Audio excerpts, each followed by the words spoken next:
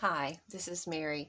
Um, I have been realizing that it's hard for me to tell enough in the classroom tours.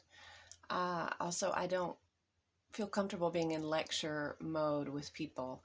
Um, but I wanted to get some content about Montessori, the history, and what makes us different. And some of this used to come across more when we did classroom tours. Uh, let observers come when the children were there before the pandemic. Some of this was self-explanatory, or you could see it in action. And now, when our tours are of an empty classroom and me talking, there's a lot that you can't see. Um, so I've made some notes. Sorry. So I want to say a little bit about Montessori, the person, Maria Montessori. Um, she, uh, her first love was math. She wanted to major in math in college. Um, I'm not getting my dates right. The first school was started in 1907. So she did her university education um, in the 1800s, the end of the 1800s. So that dates her. She ended up being a medical doctor. So she was uh, one of the few women in the medical school at the University of Rome. She was discriminated against, and one of the stories is she wasn't allowed to do the cadaver work with the male students and had to do it on her own in a separate location for some reason. Um, anyway, so she became a medical doctor, and her first um, position was as the doctor for a group of um, children who were developmentally delayed, um, which of course is not what they called them, but they were institutionalized, and she was their doctor. But she realized by observing them that they wanted things to do. They just didn't want to be housed and fed. So she started communicating with some doctors in France who were working with hearing impaired children and were developing manipulatives for them to use to learn, mostly math manipulatives. And several of these are in Montessori classrooms now. We use them with the children. So she went to France to study with them and observe what they were doing. And so she started using these materials, these hands-on materials, with the children in her care, and of course, which was beyond the scope of being their physician, and developed other manipulatives to use for math and language and other sensorial areas like colors, color matching, all of which was hands-on. And some of the children in her care passed the examinations for typically developing children at that time. And so that she was brought to the attention of educational authorities at that point. What was she doing that was different? So the next step in her education trajectory, which was not a trajectory for her at all, was never her intention, was to be an educator, but to provide an appropriate environment for the children in her care. So she was given, again, as a doctor, control over a group of children who lived in what we would call now public housing. It was a housing block in an area in Italy. And the parents went out and worked all day. I think there were farm laborers, and so the children were unsupervised and uncared for. So she developed a program for these children, which was her first school in San Lorenzo in 1907. And that was the first place that people came to see the Montessori method, which it began to be called.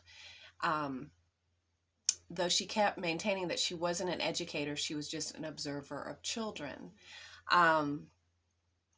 Okay, so after that, she was invited to America and did what they called a transparent classroom at the 1918 World's Fair.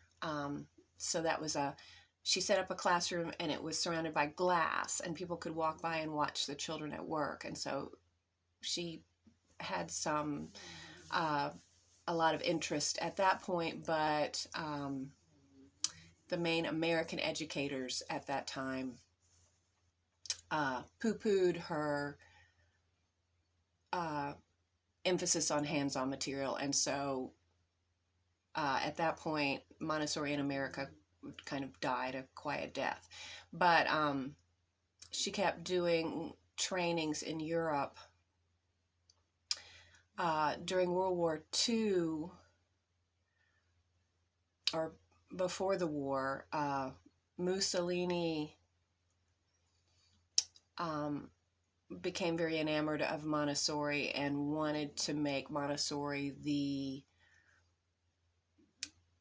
main educational curriculum in Italy. But when Montessori realized what fascism meant, she closed all of her schools in Italy and left Italy to do a series of lectures in India. And in India, although she was an enemy combatant, being Italian, she was allowed to do trainings all over India and what is now Pakistan. And so there's a huge number of people from that area who were trained by Montessori. So she stayed there throughout the war, and then she never went back to Italy to live. She lived and died in Holland. But after her death in the 60s, there came a resurgence of Montessori in America. So American mothers, women, began traveling to Europe for training and also bringing European teachers here to help set up schools. So that was really the first wave of Montessori in America. Montessori now is in all the continents, of course, except Antarctica, and there are thousands and thousands of schools. It's the most popular alternative education in charter schools, public schools in the United States. I think there are 7 public Montessori schools in Charlotte, for example. Of course, most of the schools in the United States are private because of the way daycare is set up in the United States. Okay, some more about Montessori. I'm looking at my notes. Montessori classrooms always have a mixed age group. So it's typically 2.5 or 3 to 6, age 6 to 9, age 9 to 12, and there are older groups, 12 to 15, and then some high school programs, not very many of them in the United States. So the multi-age classroom is very intentional, that basically the younger children love to observe and learn from the older children, and the older children, at least most of them, love to be teachers for the younger children. And it's a very supportive environment. It also is supportive of children who are ahead in one area or behind in an area. It's easier to pair them with a comparable ability child, because there's such a huge range of ability in the classroom. It's also very supportive of the children who are struggling in some area, because they can see younger children who are struggling in so many areas, that it exemplifies that we're all learning, that we're all practicing and learning, which we say all the time. We're just practicing. That's why this is hard. You've never done it before. You're practicing. Typically, there are no punishments or rewards. Montessori observed that giving an extrinsic award or reinforcement for children was actually disincentivizing, which research has totally supported since her death. That gold stars or whatever are not what motivate children, that they're motivated from effort and then the results of their effort paying off. Of course, that doesn't mean that we don't stop disruptive behavior or encourage helpful behavior, but we talk in those terms. You are interrupting your friends. Can you control your tone of voice, or do you think you need to move? What do you think needs to happen? Or I can't let you be here if you are throwing the blocks. Or, thank you so much for helping her. That was so kind. I saw that you noticed that she needed help and went and helped her. So the discipline method that we follow the most closely is positive discipline, which is relationship based. So you're going to listen to me because you have a relationship with me. You're going to listen to your peers because you have a relationship with them. So mixed age group, there's also a 3-year cycle. So the children are with us ideally for 3 years. So if they come at 3 and leave at 6, or if they come at 2.5 and leave at 5.5 and go to kindergarten. So again, we develop over time a strong relationship with the children. They know us really well. We know them really well. And this is really helpful. There's a part of the curriculum that is unique and wonderful called Practical Life, which is the value of learning how to do real things like caring for yourself, blowing your nose, how to wash your hands correctly, how to put on your own snow pants. So with the snow pants example, we'll break that down. Okay, turn your snow pants so that the words are on the bottom. Unzip the zipper, sit down, okay, get one foot in, put your leg in and pull till you see that foot. Now get your other foot in. All right, now stand up and adjust the straps, and if you need help zipping, we're here to help. So training different kinds of practical skills in, small steps, noticing where they're getting stuck, teaching them to ask for help from other children and then the teacher. Practical life also includes problem-solving skills. What do you do when you need help? What do you do when you're frustrated? What can you do when someone doesn't listen to your words? What can you say when someone bumps into you? So we, in the classroom, role play those situations as they come up, and then lots of general role play. How do you ask someone if you can do a work with them? How do you, what do you do if someone is not listening to your words? Things like that. So we do lots of role plays which the children enjoy. we Montessorians emphasize good sleep, play, eating routines for home being so important to just set the children up for success.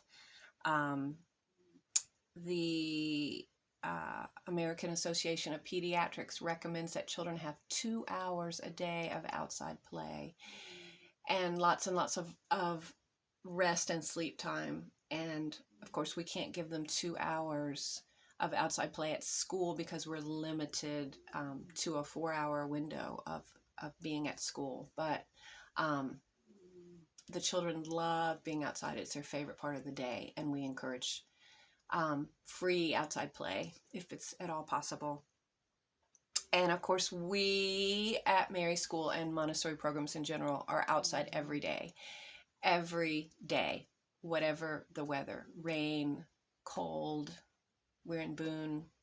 And the children never complain. So our rule is when the second child tells us they're cold, we'll tend to mitigate it somehow, go in the tree house or go inside. And so far this year, I think that's happened once. Children never complain about rain. Of course, we're also insistent on good outside clothing. We have specific suggestions about that. Rain suits are very popular. But again, the children enjoy it and the adults know it's coming, so we dress appropriately, and that's just part of the day. As I said, it's the most popular part of the day. So I wanted to, in terms of research that's been done on Montessori since her death, the main research that has been published, because part of the problem, especially in the United States, is that since programs are private, it's hard to separate out the effects that are from the school and the effects that are from income distribution of families. So this is Angelina Stoll Lillard. Her mother was a Montessorian, and she grew up going to Montessori schools, but she became a professor of education at the University of Virginia and decided to do controlled research over many years on Montessori programs. And she used the public Montessori programs to eliminate the variable of income distribution. So public Montessori programs which relied on lotteries. And she came up with, so the book is called Montessori, the Science Behind the Genius. This is the second edition with updated research and annotated.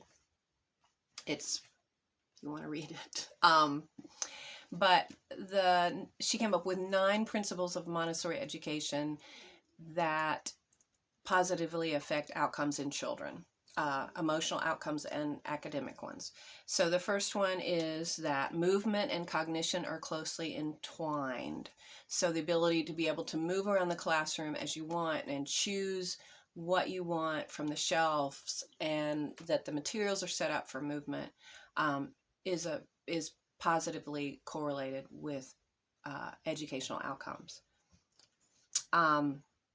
The second is that learning and well-being are improved when people have a sense of control over their lives. So again, the fact that the children have so much free choice, even though we move the children deliberately through the curriculum as they're ready, there's negotiation and choice.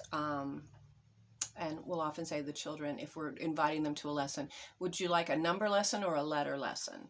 So when we get to the academic part, they have control.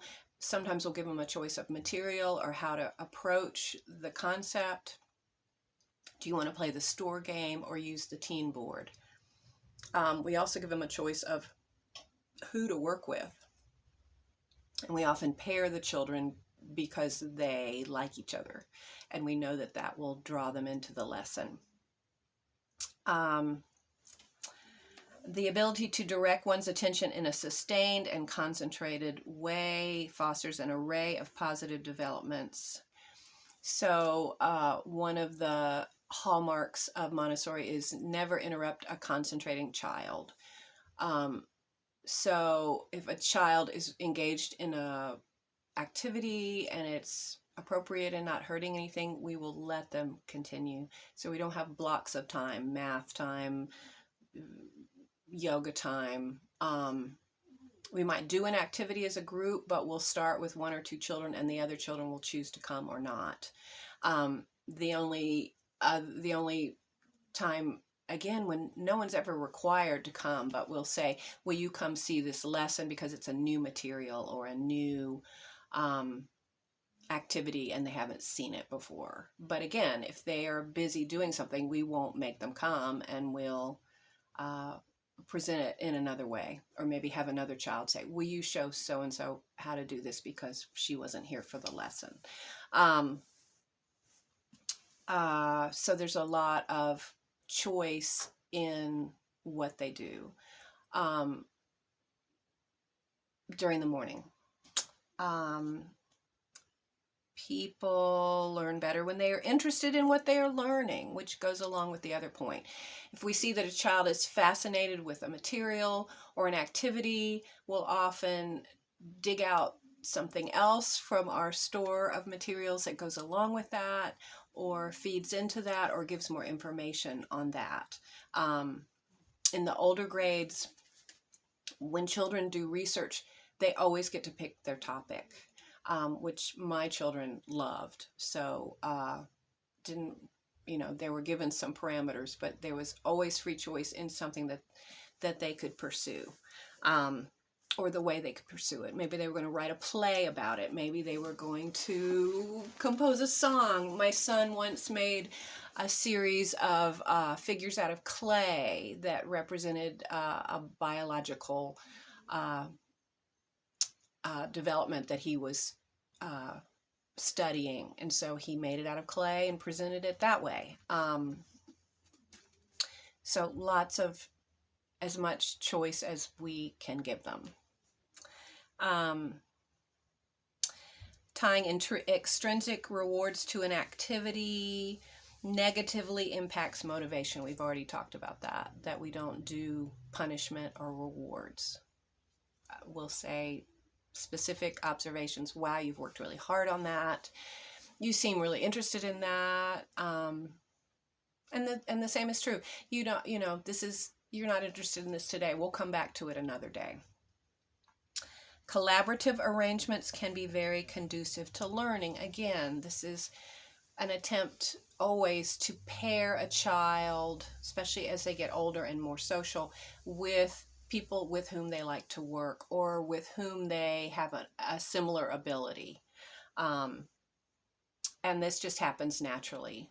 Just, I'm inviting so-and-so and so-and-so to this lesson. And other people can say, can I watch too? Of course you can watch, but it's a 2-person lesson, and so I'll be talking to them. Or I'll invite you to this lesson another time tomorrow. Or I'd like to work with you soon, but keeping in mind the children's interests with whom they work. And again, the younger children are always enticed and intrigued by older children giving them a lesson, more so than a teacher. Learning situated in meaningful context is often deeper and richer than learning in abstract context. So Montessori, we kind of paraphrase it as, she was interested in real things. So as much as we can have something be experiential, that the experience comes first and then the learning comes later. If we were going to talk about reptiles, we would love to have someone bring a snake into the classroom and observe and talk about the snake, as opposed to showing a video, having a book, or just talking. So we try to start with the concrete and then move into the abstract. Talks about positive adult interaction and order in the environment, are the last two principles. I will say my environment is probably much less ordered than many Montessori environments, so I think I fall down on that. But hopefully the children understand the order. This is where you go to get pencils. This is what you do if your pencil needs sharpening. This is where blank paper is kept. This is where lined paper is kept. This is where colored paper is kept. This is where the glue is. This is what you do if you need more paint. So hopefully the tools in the classroom are clear and available. These are the, where to get a clipboard, so that they can go and get what they need to do their work. So that is my little Montessori overview, and thank you for listening.